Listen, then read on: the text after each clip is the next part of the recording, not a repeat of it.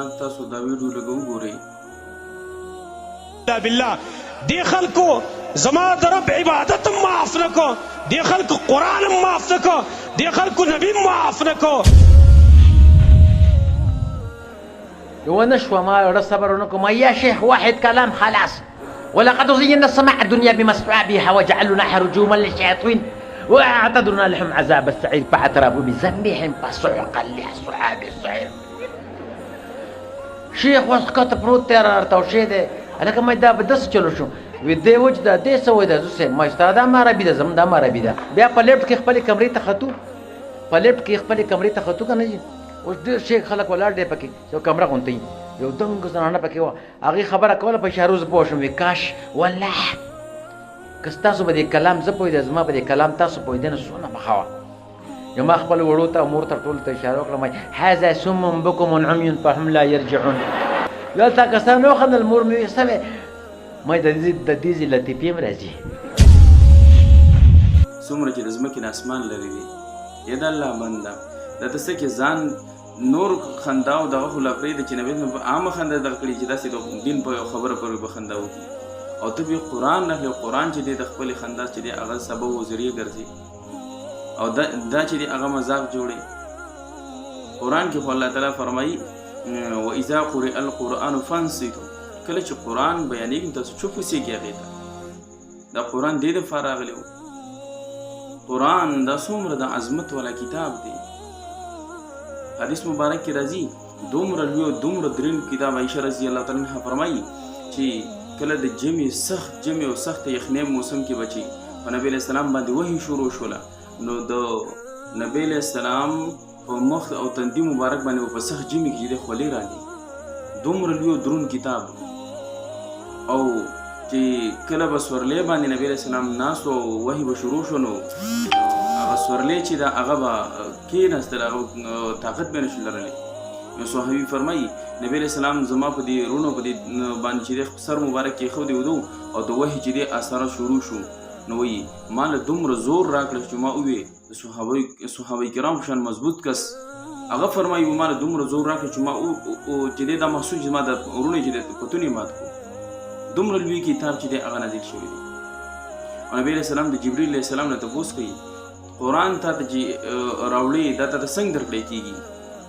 نو جبریل علیه السلام ورته فرمایي ما ته قرآن راکړی کېږي نو ټول چې دی هغه فرښتې اسمان کې څومره فرښتې دي د الله مخلوق دی هغه په سجده باندې پرېوځي او د ټولو نه اول چې دی زه سره وشد که ماته چې دی قرآن راکړی شي او بیا چې د قرآن یو آیات یو حصه نازلېږي نو د جبریل علیه السلام سره په ملګرتیا کې چې دی 70,000 فرښتې چې دي هغه راځي او بیا د یوې فرښتې سره چې دی 70,000 فرښتې چې دي هغه ملګري.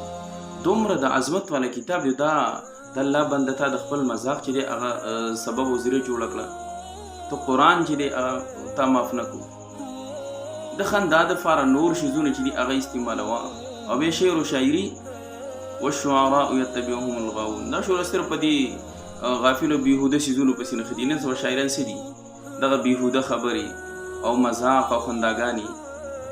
دا قرآن چې دی موږ له دې دپاره راغلی او ای د الله بنده په ډنمارک او امریکا او برطانیه کې یهود نصارا هغوی ته قرآن بې حرمتي وکړي او موږ دلته روز او احتجاجونه کوو لکه چې دی ډنمارک والا او دغه رنګې امریکې او برطانیه چې دی یهود نصارا دوی د قرآن بې حرمتي وکړله.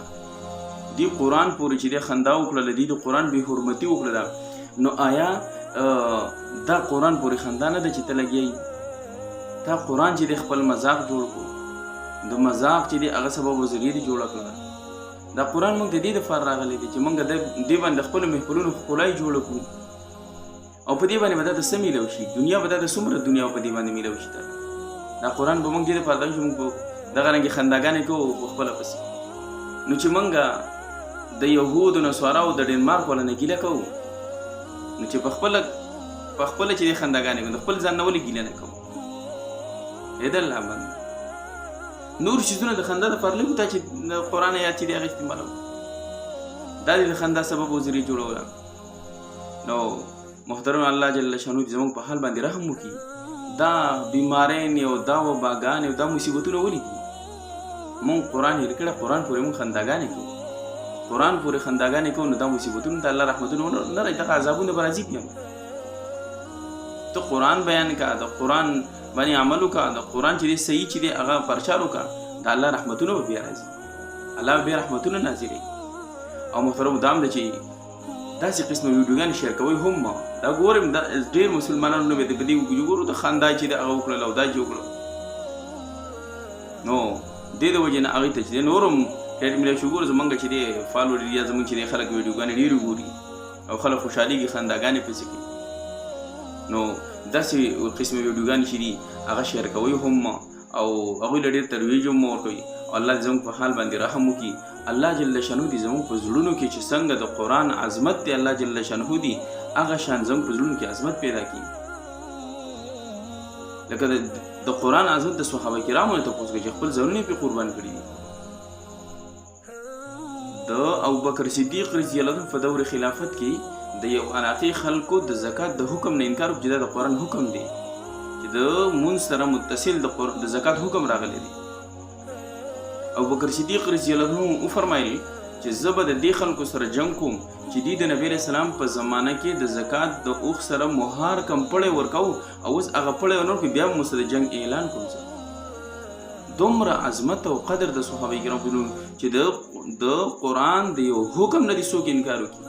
او موږ راځو په خپله په قرآن پورې چې دی خنداګانې کوو.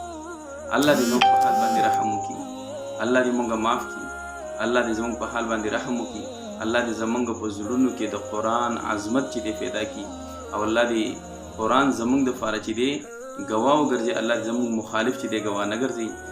او عزتمندو دا ویډیو چې شیر کوي کوم مسلمانان رونه دغه رنګې د قرآن بې حرمتي کوي یا په خپله د جهالت او د ناپوهتیا د وجې نه د قرآن چې دی هغه بې حرمتي کوي، نو چې هغه مسلمانان رونه هغه چې دی د دې د قرآن د عظمت نه خبر شي او بیا دپاره چې دی هغه احتیاط کوي. دغه ورور ته هم دی الله تعالی هدایت نصیب کړي، الله دې پرې رحم وکړي چې بیا دپاره داسې ویډیوګانې چې دي هغه نه کوي چې د قرآن بې حرمتي د هغې نه صادرېږي او ثابتېږي.